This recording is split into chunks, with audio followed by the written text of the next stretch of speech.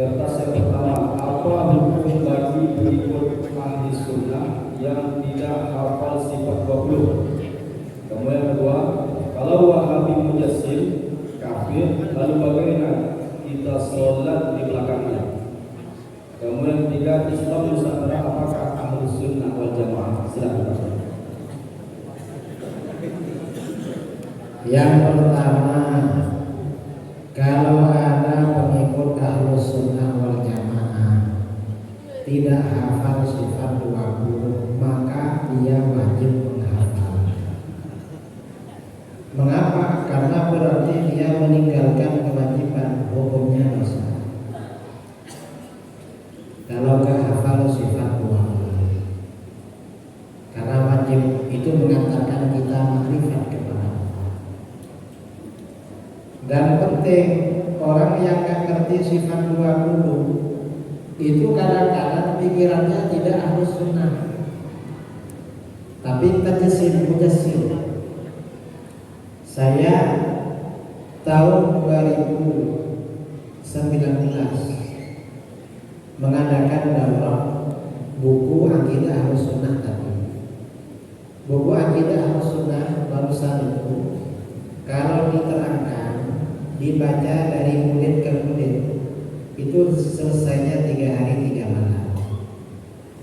Ya seperti waktu sekolah, sebelum zuhur 2 sesi, habis zuhur 2 sesi, malam 1 sesi, 3 hari selesai.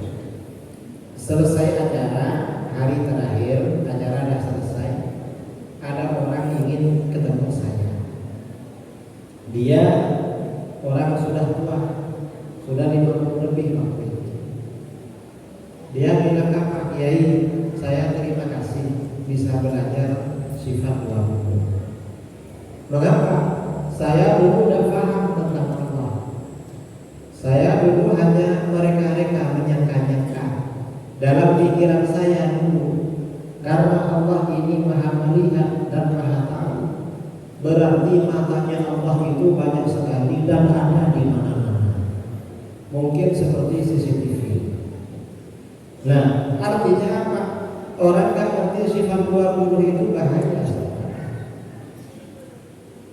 Bisa akidahnya tidak jelas itu bagaimana.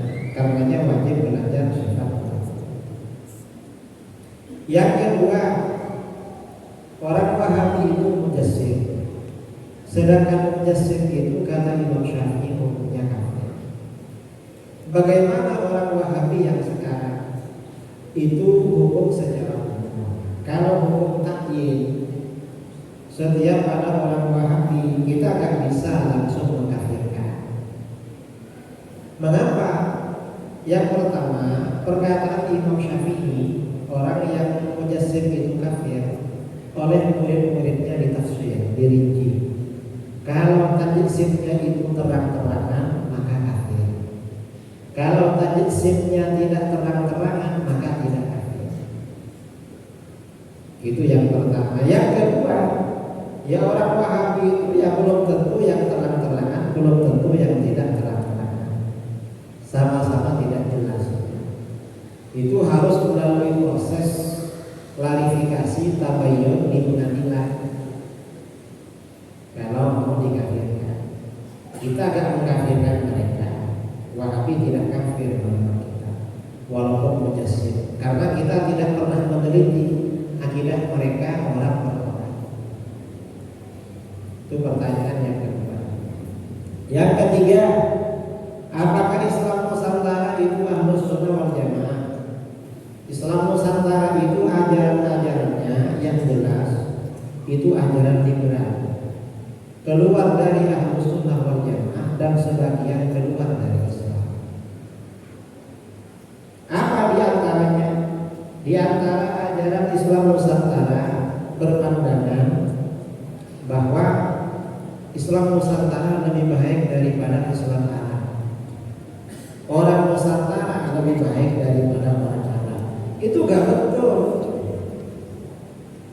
Salah. Mengapa salah?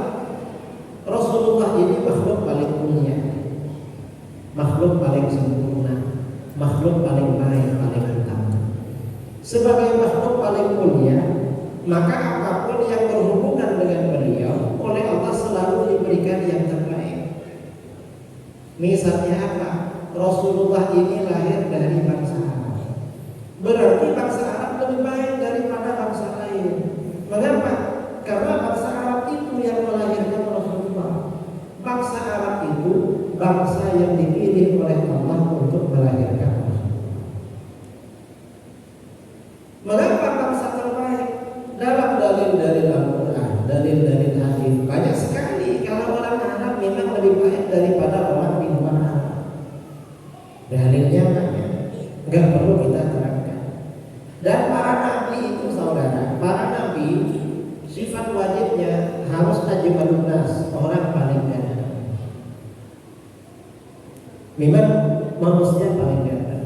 Gak boleh seorang nabi itu mukanya pas-pasan, gak boleh. Apalagi mukanya di bawah standar, gak boleh. Harus paling ganteng. Karena Rasulullah ini diutus kepada seluruh dunia, maka harus paling ganteng seluruh dunia. Karena Rasulullah ini harus paling ganteng, yang melahirkan beliau juga harus ganteng-ganteng. Dan itu tentunya adalah orang Arab. Orang Arab lebih ganteng memang daripada orang Nusantara. Kamu yang laki-laki yang belum kawin, kalau ditawari perempuan, suruh milih. Satunya wajahnya ke arah Arab, satunya wajah Melayu. Kira-kira pilih yang mana? Hah? Atau yang belakang, yang masih gadis, ditawari cowok, satunya wajah Arab, satunya Melayu. Pilih mana? Pilih Arab, saudara. Artinya apa? Bahwa Arab lebih bagus daripada Nusantara. Gak perlu pakai dalil, cukup pakai selera. Pakai selera itu cukup. Arab lebih bagus. Saya kira itu ya. Setelah Nusantara ada lagi. Mohon penjelasan makna istiwa menurut ulama 4 mazhab dalam surat Toha ayat 5. Siapakah ulama yang menyusun sifat 20? Yang pertama, istawa ada 3 manhaj yang diikuti oleh umat Islam dalam Ar-Rahmanu 'alal 'arsy istawa. Sebagian besar ulama salaf mengartikan istawa itu secara tafwid. Tafwid itu artinya apa? Menyerahkan maknanya kepada Allah. Artinya hanya Allah yang tahu, kita nggak tahu. Itu ulama salaf. Yang kedua ulama khalaf, ini Ahlus Sunnah wal Jamaah. Istawa itu artinya apa? Istawa itu diartikan secara takwil. Apa takwilnya? Istawa itu artinya Allah menguasai arasy, Allah mengatur arasy, Allah mengendalikan arasy. Itu namanya Ahlus Sunnah wal Jamaah. Yang ketiga ada pendapat Wahabi. Kalau Wahabi mengartikan istawa, Tuhan duduk-duduk bersemayam, duduk-duduk di atas arasy. Setiap pukul 3 pagi turun ke langit pertama di dunia. Itu Wahabi. Kita Ahlus Sunnah wal Jamaah terserah. Kalau ikut ulama salaf, hanya Allah yang tahu. Imam Ahmad berkata, istawa kama akhbar, la kama yakhtur fi qalbil bashar. Allah beristiwa seperti yang dikabarkan dan tidak seperti yang terlintas dalam pikiran manusia. Jadi tafwid. Kalau ulama khalaf menafsirkan istawa, wastiwa'uhu qahruhu wastila'uhu. Istiwanya Allah itu adalah pengendalian Allah dan kekuasaan Allah. Itu ulama khalaf. Itu istawa. Yang kedua, siapa yang menyusun sifat 20? Yang menyusun itu tentu para ulama Ahlus Sunnah wal Jamaah. Ya para ulama kita dari generasi ke generasi memang seperti itu. Cuma dulu asalnya 13, baru belakangan karena cukup sifat ma'ani. Kemudian belakangan zaman semakin akhir, khawatir orang kurang paham, sifat maknawi yang ditetapkan oleh para ulama, makanya menjadi 20. Terus ma hiya al-usul allati tufarriquna an ghayrina? Soal awal. Soal tsani min al-mu'allifat allati qara'aha Syekh.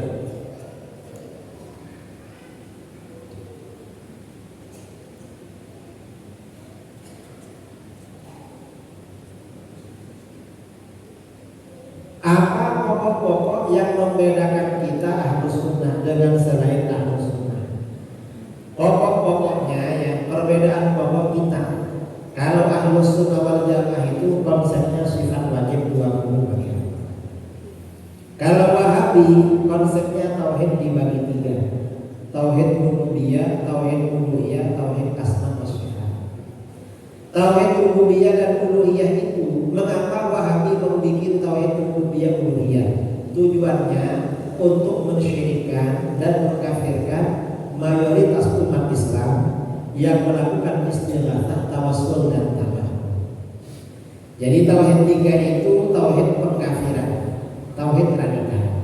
Tauhid asma wa sifat ini lawan dari sifat 20. Dengan tauhid asma wa sifat, Wahabi akhirnya memahami identitas Tuhan itu seperti seorang laki-laki masih muda, ada tangannya, ada kakinya, ada mata, seperti apa namanya ya, kayak manusia begitu, walaupun gak persis kata Wahabi.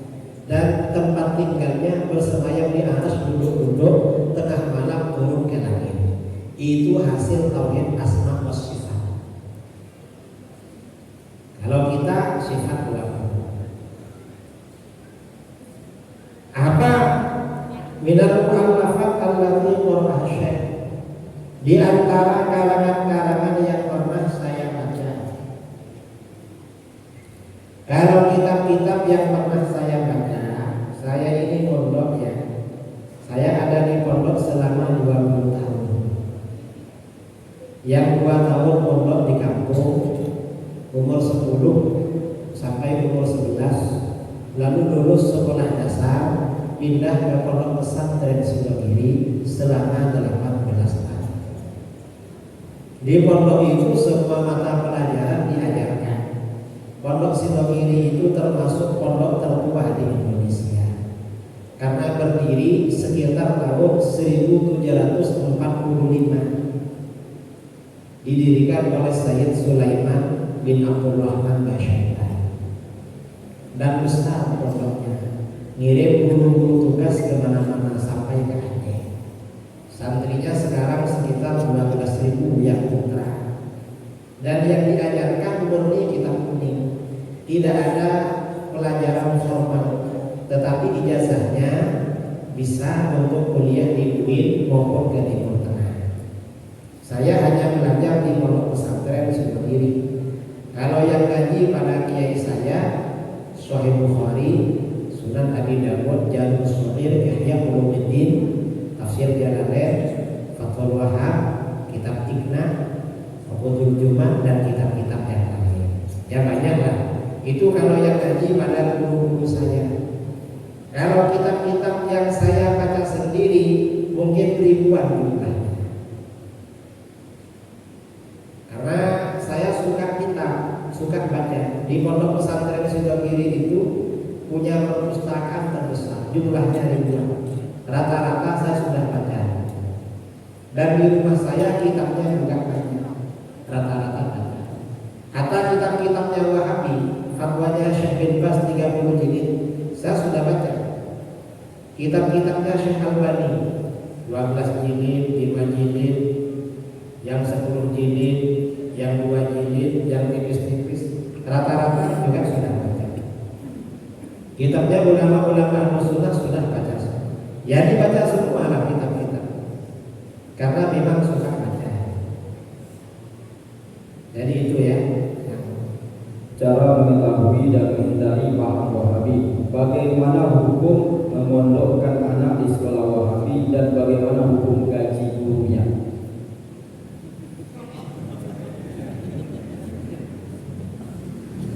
Kalau ingin terhindar dari fitnah Wahabi, jangan berhenti mengaji. Jangan berhenti belajar. Karena di dalam hadis riwayat Ibnu Majah Dari Umamah Al-Bahili radhiyallahu anhu, Rasulullah SAW bersabda, "Takunu fitanun yumsir rajulu fiha mu'minan wa yusbihu kafiran." Akan terjadi fitnah-fitnah ini, fitnah aliran sesat yang menyebabkan orang menjadi kafir atau sesat. Sebab fitnah itu seseorang yang sore-sore beriman besok paginya menjadi kafir.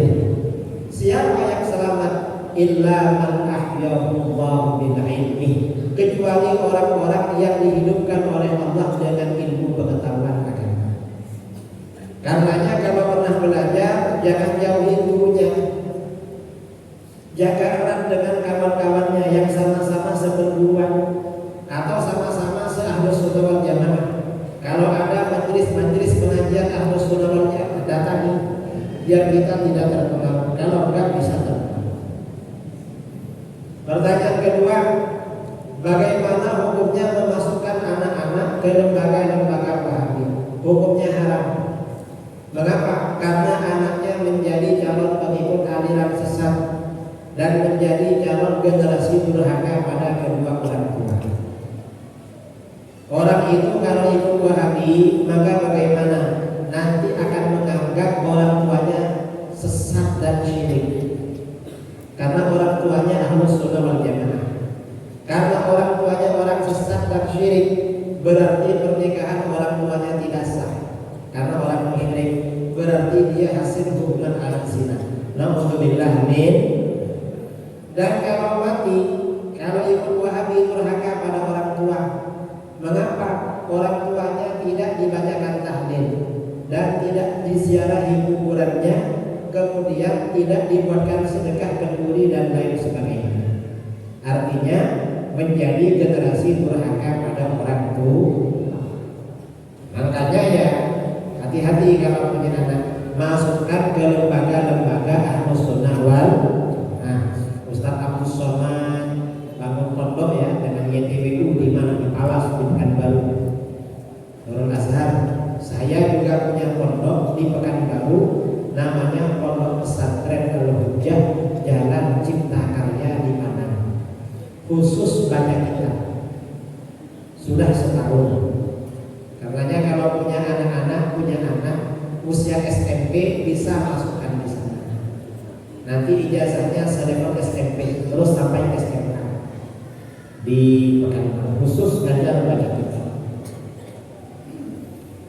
Bagaimana kalau ada orang ngajar di lembaga Wahabi?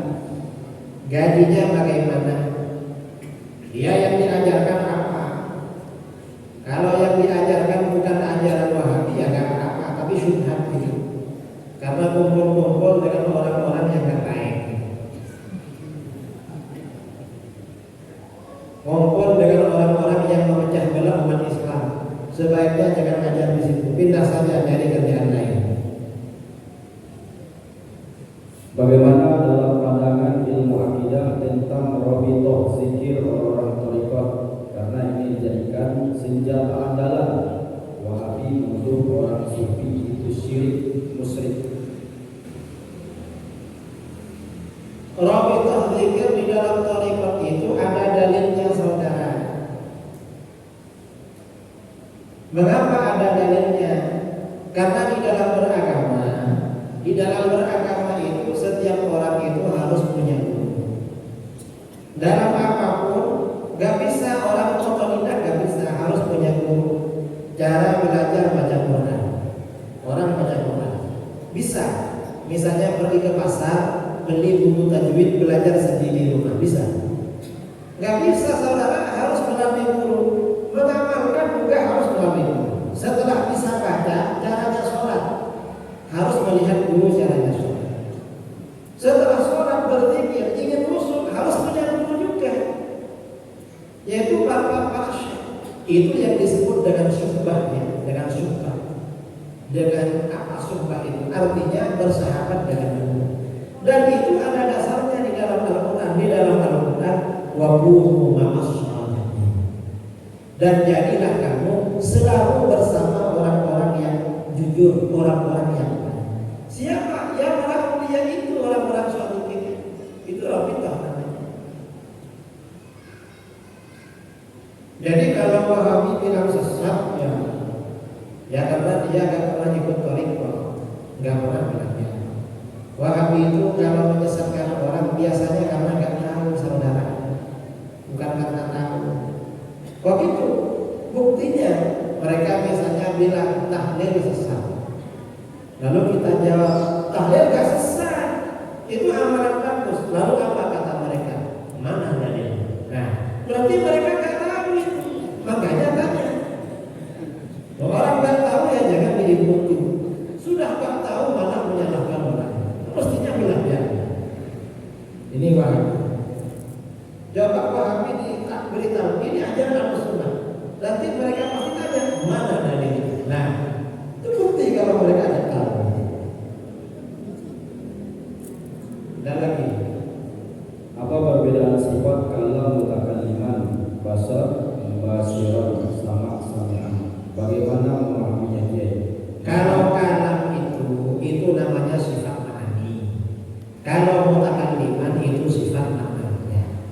Kalam itu sifat bagi Allah. Kalau mutakalliman, ya mutakalliman itu yang maha berbicara, kan begitu. Kalau kalam itu artinya bicara. Kalau mutakalliman yang maha bicara. Qudrat kuasa. Kalau qadirat yang maha kuasa. Perbedaannya satunya ma'ani, satunya maknanya. Ya perbedaannya ya hanya antara sifat dengan satunya ya sifat, satunya masdar. Kalau sejarahnya orang itu, Allah itu punya sifat ilmu.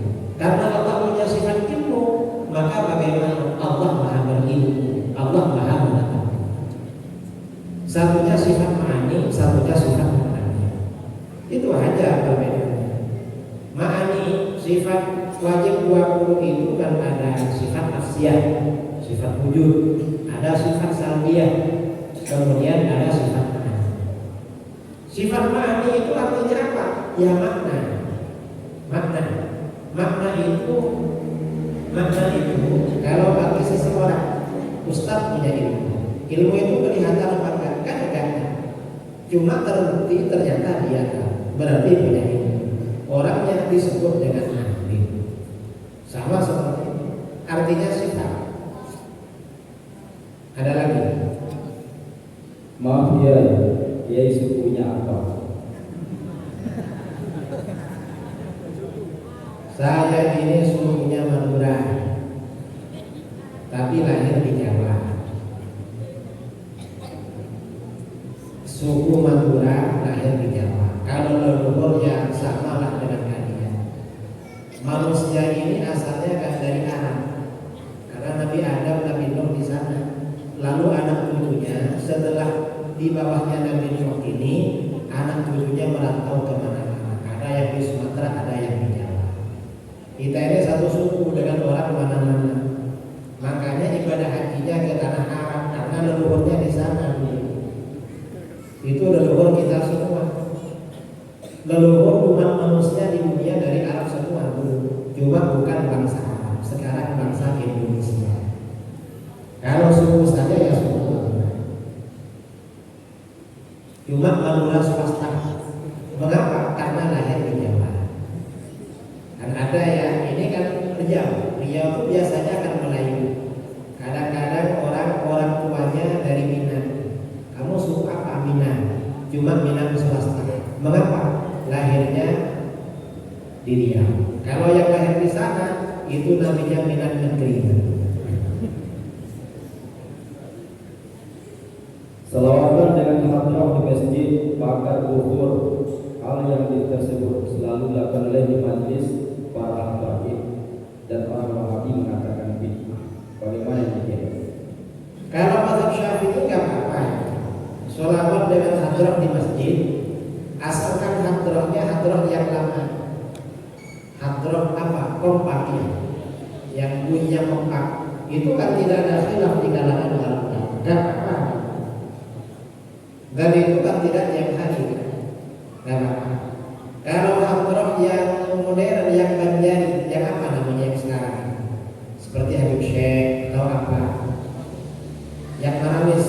Kalau yang itu banyak ulama yang mengatakan haram, tapi ada yang mengatakan khilaf. Sebaiknya kalau yang itu jangan di masjid, karena banyak yang mengharapkan. Ada lagi.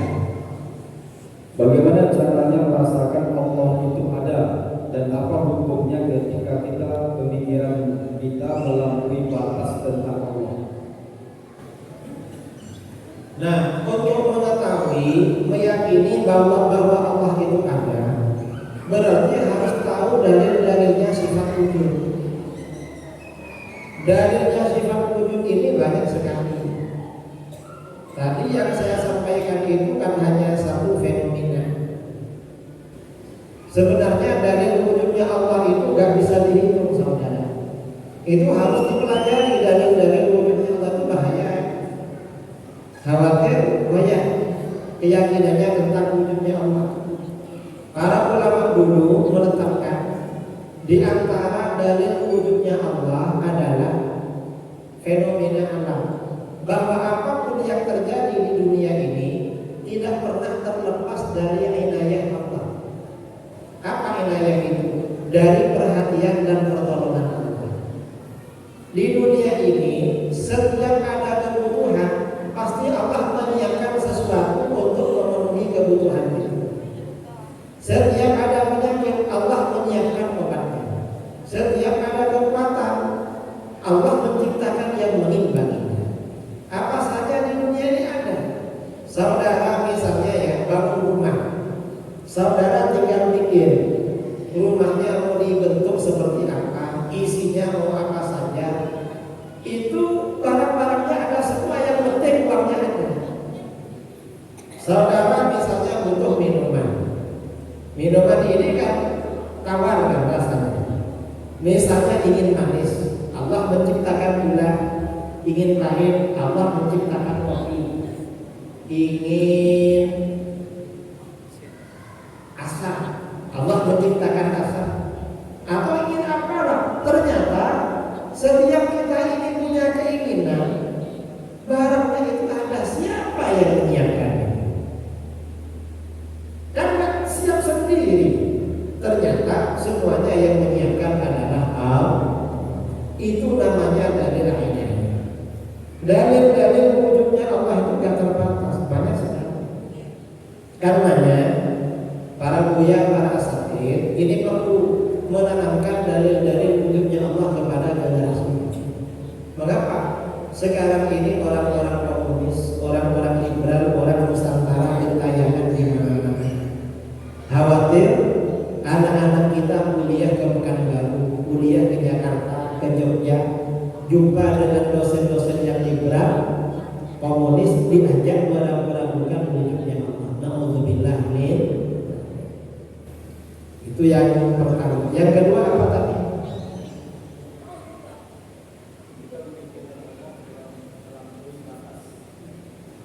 Kita ini memikirkan Allah melampaui batas, tidak boleh. Batasnya ya sifat 20 dan dilarang kita. Tafakkaru fil khalqi wa la tafakkaru fil khaliq, dalam hadis. Renungkan makhluk yang ada ini, jangan merenungkan tentangnya Allah. Mengapa? Kalau kalian merenungkan makhluk ini, maka akan mengantarkan kamu pada kesimpulan kemahakuasaan Allah, kebesaran Allah. Kalau kamu merenungkan tentang Allah, kamu kan. Makanya para ulama membuat rambu-rambu sifat 20. Tujuannya ada lagi. Dirikan Islam Nusantara. Apa maksud dirikan Islam Nusantara? Tadi sudah dijawab, itu Islam Nusantara. Islam Nusantara yang sekarang beredar itu maksudnya Islam liberal atau moderasi beragama. Maksudnya itu yang agar orang Islam nakal-nakal sedikit-sedikit keluar dari ajaran Islam. Itu Islam Nusantara. Seperti anggapan orang Nusantara lebih baik daripada orang Arab. Gak betul itu. Anggapan-anggapan gak betul. Ada lagi. Kau kan dulu ini ada kebiasaan ketika orang meninggal membaca talqin 7 setiap subuh ketika 7 hari pertama dikuburkan. Izin jelaskan Kiai dasarnya. Talqin itu ada dalil hadisnya. Hadis riwayat Imam At-Tabrani dari Umamah Al-Bahili radhiyallahu anhu. Sebagian ulama mengatakan sahih, sebagian mengatakan tidak sahih. Tapi kata Muhammad bin Jauziyah dalam kitab Al-Ruh, umat Islam di barat dan di timur sepakat mengamalkan talqin. Jadi talqin itu memang dianjurkan, itu ijma umat Islam di mana-mana. Jadi Imam Mazhab ini menganjurkan talqin saudara. Ya seperti yang ada di Majmu' Syarif, Majmu' Latif, karena ada surat Yasin di belakang ada talqin. Ya seperti itu. Cuma biasanya talqin itu dibaca setelah pemakaman, ketika akan menghadapi pertanyaan dari malaikat munkar. Biasanya bacanya satu kali. Ada kejadian di Kalimantan Selatan karena orang-orang Muhammadiyah dan orang Wahabi di Alabi melarang talqin. Akhirnya orang Ahlus Sunnah diamuntai mentalqin orang mati 3 kali. Mengapa? Karena dilarang, akhirnya ditambah 3 kali. Setiap ada orang mati yang mentalqin 3 ulama biasa.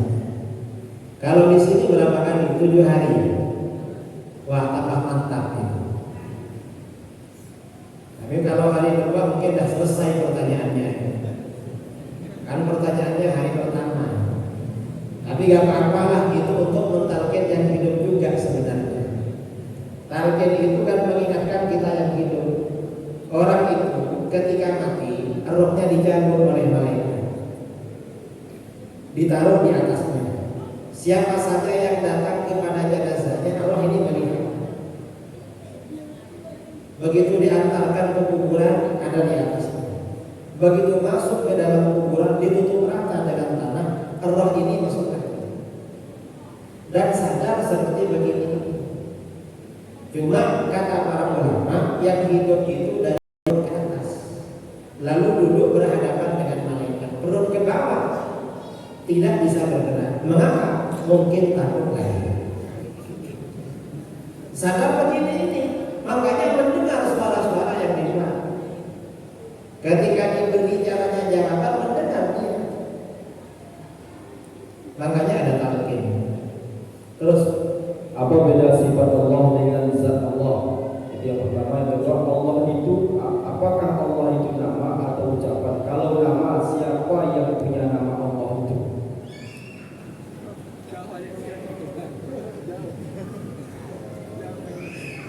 apa perbedaan antara sifat Allah dengan zat Allah?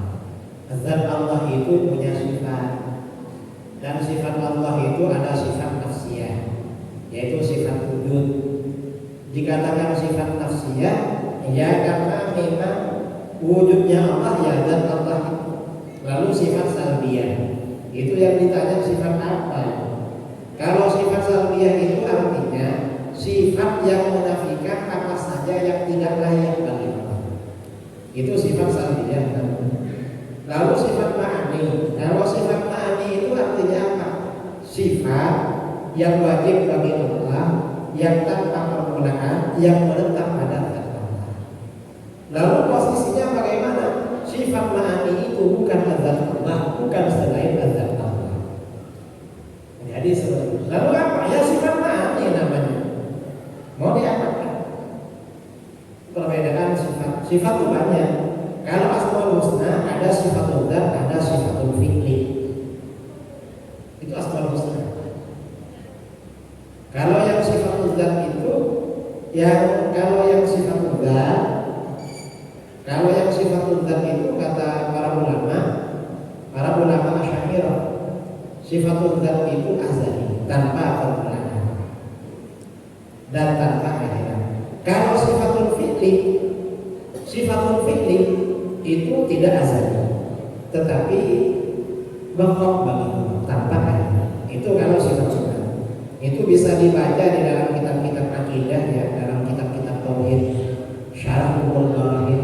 Biasanya di daerah Minang, di daerah sini kitab yang diajarkan kitab-kitabnya Imam Sanusi. atau kitab sifat 20 Syekh Daud Fatani, biasanya di situ ada. Terus nama atau ucapan. Kalau nama, siapa yang punya nama Allah? Allah itu ya nama. Kan di dalam kitab-kitab wallahu a'lamu bidzatsil wajibil wujud. Allah itu nama bagi zat yang wajib wujudnya, dan itu namanya Allah.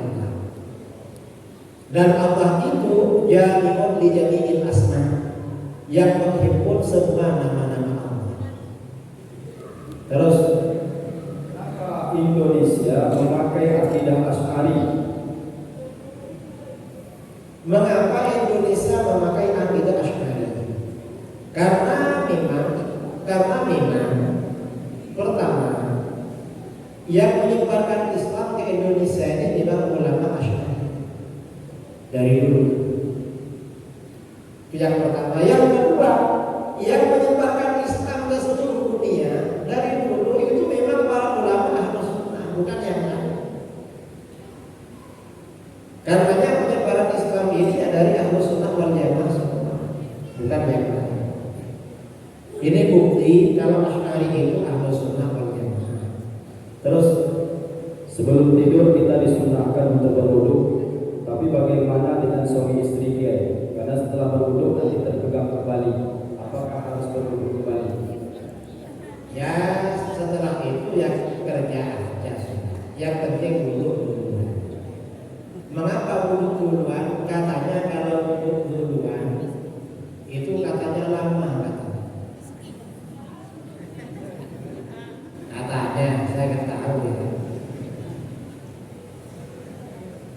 Makanya kalau habis kerja mau kerja lagi dianjurkan wudu lagi biar tambah lama lagi. Sekarang ini malam Jumat waktunya kerja. Pertanyaan sama, apakah Islam Nusantara termasuk Ahlus Sunnah wal Jamaah? Sudah dijawab tadi. Kemudian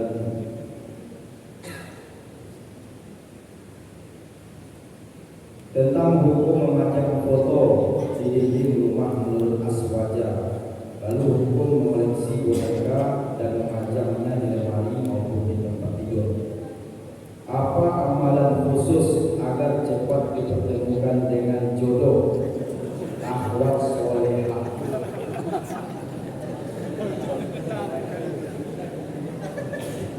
Memajang foto di dinding. Kalau foto di dinding itu fotonya para ulama, asalkan bukan lukisan, tapi foto, itu dianjurkan untuk masa sekarang. Mengapa? Untuk menanamkan rasa cinta dan haibah kepada para ulama. Itu fatwanya Syekh Nawawi Al-Bantani dalam kitabnya Nurul Dhalam Syarah Aqidatul Awam. Memajang foto para ulama, termasuk fotonya presiden, wakil presiden, ada di kantor-kantor. Mengapa? Menanamkan kewibawaan pemerintah kepada rakyatnya. Karena kalau pemerintah ini gak wibawa pada rakyatnya, makanya harus wibawa. Itu foto. Kalau yang dipajang itu fotonya sendiri, gak apa-apa asalkan bukan lukisan. Asalkan fotonya sopan ya. Kalau fotonya sopan, gak sopan, misalnya buka aurat, itu gak boleh. Kalau ada di dinding kelihatan orang. Kalau di dinding pribadi gak apa-apa. Kalau fotonya artis, kadang-kadang di dinding itu kan fotonya artis, gak boleh gitu. Mengapa? Karena artis itu orang-orang fasik, orang-orang pelaku maksiat, akan menanamkan rasa cinta kepada para pelaku maksiat. Gak boleh. Lihat fotonya. Itu pertanyaan yang pertama. Yang kedua, apa amalannya agar cepat dapat jodoh yang solihah? Ini berarti yang laki-laki yang minta. Hah? Apa yang laki-laki apa yang perempuan? Ini banyak, ada yang menganjurkan baca doanya Nabi Musa, Rabbi inni lima anzalta ilayya min khairin fakir. Setiap hari 136 kali. Ada baca itu. tadi ijazah dari sebagian kiai ya untuk laki-laki dan perempuan biar segera ketemu jodoh. Bacanya tiap malam. Pertama yang dibaca Rabbana atina fid dunya hasanah wa fil akhirati hasanah 100 kali. Lalu Rabbana hab lana min azwajina wa dzurriyyatina qurrata a'yunin waj'alna lil muttaqina imama 100 kali. Lalu baca hasbunallahu wa ni'mal wakil 450 kali tiap malam. Bagi perempuan walaupun datang bulan tetap baca karena itu doa. Biasanya paling lama 2 bulan langsung ketemu. Itu bagi orang yang belum ketemu jodoh. Kalau sudah punya ingin nambah lagi, nah itu khusus pertanyaannya. Mengapa Wahabi hanya membenci akidah Asy'ari, tidak akidah Rafawi dalam mazhabnya? Wahabi itu membenci semua akidah di luar Wahabi, termasuk akidahnya Imam Thahawi dibenci sama mereka. Akidahnya Imam Thahawi ini akidah yang ditulis oleh ulama salaf. Karena Imam Thahawi ini ahli hadis, ulama salaf, dan akidahnya ada syaratnya kepada kita. Orang Wahabi juga berlomba-lomba menulis syarah akidah Wahabiyah. Tapi dalam syarahnya, ketika kita dihadapkan dengan pernyataan-pernyataan Imam Thahawi yang berbeda dengan Wahabi, dibantai, disalah-salahkan sama orang. Wahabi itu tidak pro dengan Imam Thahawi. Wahabi itu kontra sebenarnya. Coba baca Asy-Syarhul Kabir al-Aqidah al-Tahawiyah karangannya Syekh Said Fudah, Syekh Said bin Abdul Latif Fudah dari Yordania. Itu dibongkar syarah-syarah Tahawi terhadap matan-matan Tahawiyah yang menyesatkan. Itu dibaca. Tebalnya ada begini. Dan lagi. Yang mana yang dikatakan Ahlus Sunnah wal Jamaah itu, dan golongan mana nantinya yang akan selamat sebagaimana yang disampaikan Nabi. Kalau kita lihat perdebatan sekarang ini, golongan A dengan dalil sahihnya dan golongan B dengan dalil sahihnya, sehingga muncul kebingungan bagi orang awam dalam beragama. Ahlus Sunnah wal Jamaah itu golongan mana? Ahlus Sunnah wal Jamaah ini, Ahlus Sunnah itu maksudnya pengikut sunnah Nabi. Wal Jamaah maksudnya pengikut jamaah sahabat, jamaah para sahabat. Itu Ahlus Sunnah wal Jamaah. Lalu siapa Ahlus Sunnah wal Jamaah? Ahlus Sunnah wal Jamaah ini adalah mayoritas umat Islam, di mana di dalam fikih mengikuti salah satu mazhab yang benar, yaitu Hanafi, Maliki, Syafi'i, Hambali. Ini fikih. Di dalam akidah mengikuti salah satu dua mazhab, Asy'ari, Maturidi. Di dalam tasawuf mengikuti mazhabnya Imam Junaid al-Baghdadi. Ini namanya Ahlus Sunnah wal Jamaah. Dan ini adalah golongan yang dijamin dan dijanjikan selamat oleh Rasulullah SAW di akhirat. Ada kelompok di luar ini seperti Wahabi, Syiah, HTI, itu bukan Ahlus Sunnah wal Jamaah. Ini yang di Indonesia. Jadi begitu. Terus ada lagi. Siapa yang dikatakan ahli bid'ah itu? Kenapa umat Islam tidak bisa bersatu?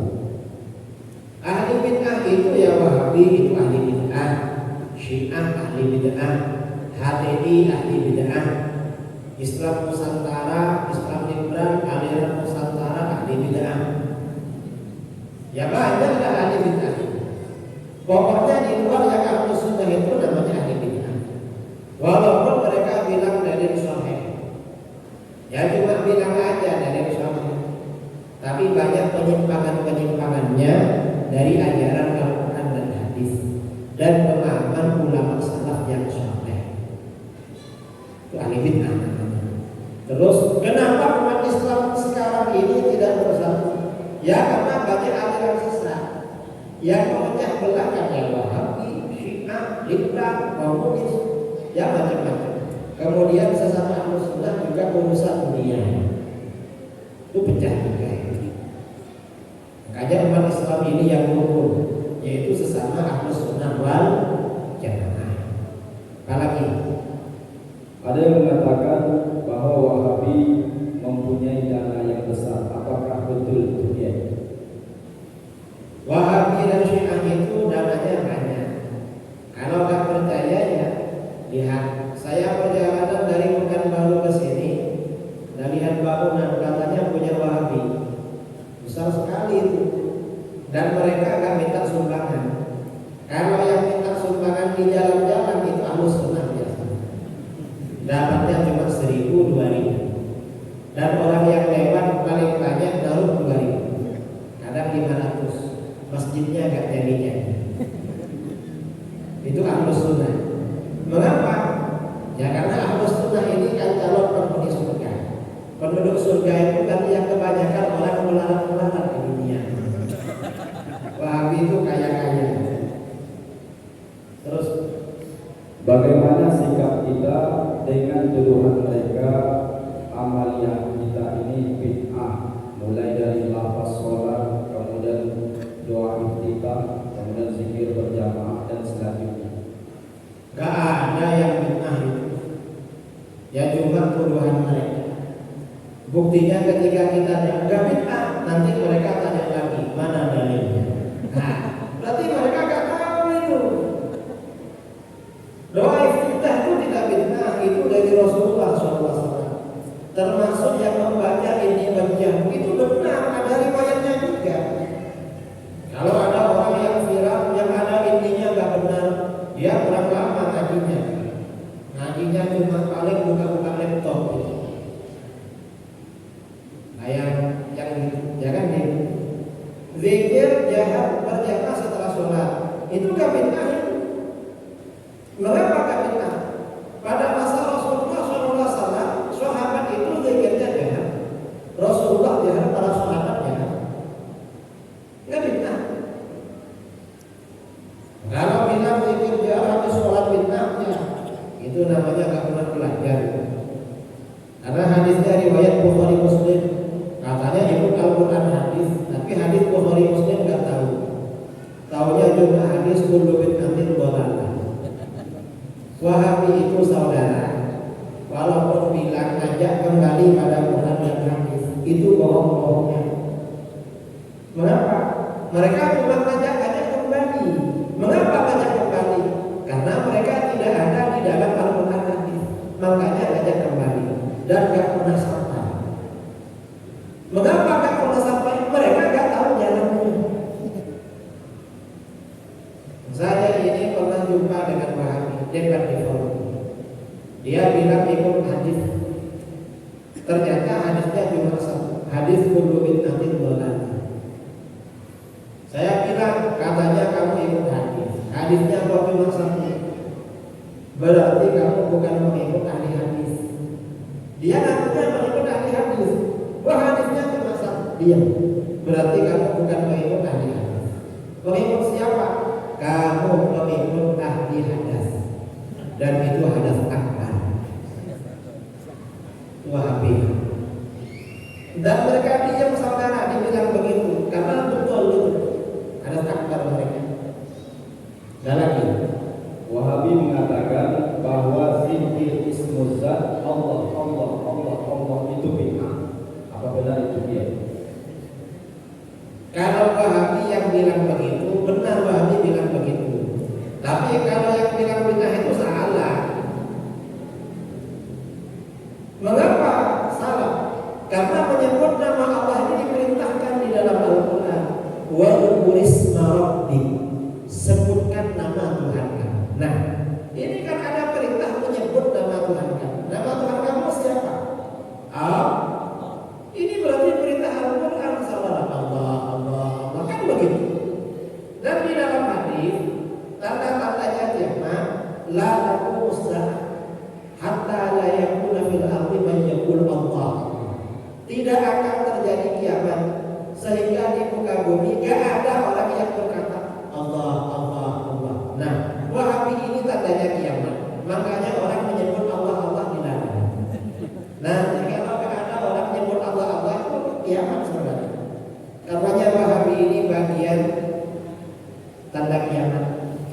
Ustaz akhir zaman biasanya Ustaz Wahabi. Ada Ustaz akhir zaman di sini? Tidak ada ya. Karena kita ini bukan Ustaz akhir zaman, tetapi memang generasi akhir zaman. Tetapi Ahlus Sunnah wal Jamaah. Ada lagi. Bagaimana tanggapan Kiai bahwa Wahabi mengatakan Abu Jahal, Abu Lahab lebih bertauhid dari umat Islam? Itu bukti kalau Wahabi itu bodoh. Yang mengatakan Abu Jahal dan Abu Lahab lebih bertauhid daripada umat Islam. Wahabi ini beranggapan Abu Jahal, Abu Lahab dan orang musyrik bertauhid rububiyah. Padahal Al-Quran mengatakan mereka tidak bertauhid rububiyah. Mengapa? Di antara rububiyah Allah itu kekuasaan Allah membangkitkan manusia dari alam kubur. Orang musyrik yang percaya. Mayyuhyi Allah wa wahyi rabbi. Kata orang-orang musyrik Abu Jahal, Abu Lahab dan kawan-kawan. Mereka mengambil tulang-tulangnya orang yang sudah mati, lalu dihancurkan dengan tangannya, berkata kepada Rasulullah Muhammad, ini tulang-tulangnya dah hancur. Apa bisa Allah menghidupkan lagi? Siapa yang bisa menghidupkan lagi ini? Akhirnya Al-Quran menjawab, Qul yuhyihal ladzi ansha'aha awwala marrah. Katakan Muhammad, yang akan menghidupkan dari alam kubur tulang-tulang yang sudah hancur itu, ya Tuhan yang menciptakan pertama kali. Orang musyrik dia beriman pada itu. Makanya gak betul kalau orang musyrik dikatakan bertauhid rububiyah. Nah, itu pernyataan Wahabi kalau Abu Jahal dan Abu Lahab lebih bertauhid daripada umat Islam yang bertawassul, itu menjadi bukti bahwa tauhid rububiyah dan uluhiyahnya Wahabi itu diambil sumbernya dari Abu Jahal dan Abu Lahab. Memang Abu Jahal dan Abu Lahab itu sumber akidahnya Wahabi, saudara. Tauhid rububiyah uluhiyah itu dari Abu Jahal dan Abu Lahab. Tauhid asma wa sifat itu dari Yahudi semua. Maksudnya cara pemahamannya dari Yahudi. Dan lagi, apakah semua aliran thariqat mereka melakukan suluk dalam artian 10 hari, 40 hari? Apakah semua thariqat atau Syadziliyah dan yang lain-lain, atau hanya Nasabani saja? Setahu saya semua thariqat memang ada suluknya. Yang diistilahkan suluk itu khalwat, melakukan khalwat dengan dibimbing oleh gurunya. Cuma sebagian orang melakukan, sebagian enggak. Saya ini ikut thariqat Syadziliyah, tapi gak pernah khalwat karena jarang mengamalkan, karena capek kemana-mana. Nanti kalau nggak kemana-mana diamalkan lagi. Karena thariqat seperti itu memang ada suluknya. Mengapa? Untuk membersihkan hati. Dan di dalam hadis itu dikatakan ihwal ihsan an ta'budallaha ka'annaka tarahu fa in lam takun tarahu fa innahu yarak. Kamu beribadah kepada Allah seakan-akan kamu melihat Allah. Kalau enggak, maka kamu beribadah seakan-akan Allah melihat kamu. Artinya apa? Kalau kita sholat, mulai dari takbir sampai salam, yang diingat hanya merenungkan makna yang kita baca.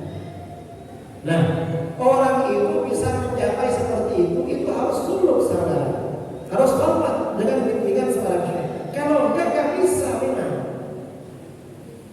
Derajat Islam gak bisa dicapai kalau begitu. Kita ini sering lah. Kita ini kunci gak ketemu. Begitu Allah Akbar langsung ingat. Makanya ada orang kehilangan kunci. Tanya saya Abu Hanifah, guru, gimana caranya ingin tahu kunci yang saya lupa tempatnya? Kamu sholat yang khusyuk nanti tahu. Begitu sholat dengan khusyuk langsung ingat, saudara. Tadi tahu sana. Karena kebiasaan. Itu tujuannya suluk sebetulnya. Dan lagi, di mana pusat pengkaderan Wahabi di dunia dan di Indonesia? Kalau di Indonesia yang pusatnya di mana-mana dan yang besar di Pekanbaru, di Riau. Kalau di dunia ya di Saudi pusatnya Wahabi. Jakarta hampir di mana-mana sekarang. Rokaat dulu ini sudah ada pada lembaga banyak ya, banyak itu. Terus apakah perkataan Imam Syafi'i yang langsung mengatakan Allah ada tanpa tempat? Bagaimana cara memahami hadis yang mengatakan ahli surga akan melihat Allah sementara Allah ada tanpa tempat? kalau perkataan Imam Syafi'i saya tidak tahu ada apa enggak. Allah ada tanpa tempat. Tetapi kaidah-kaidah beliau dalam memahami Al-Quran dan hadis, dalam ilmu usul fikih arahnya ke sana. Seperti dijelaskan oleh Imam Al-Baihaqi dalam Manaqibul Imam Asy-Syafi'i.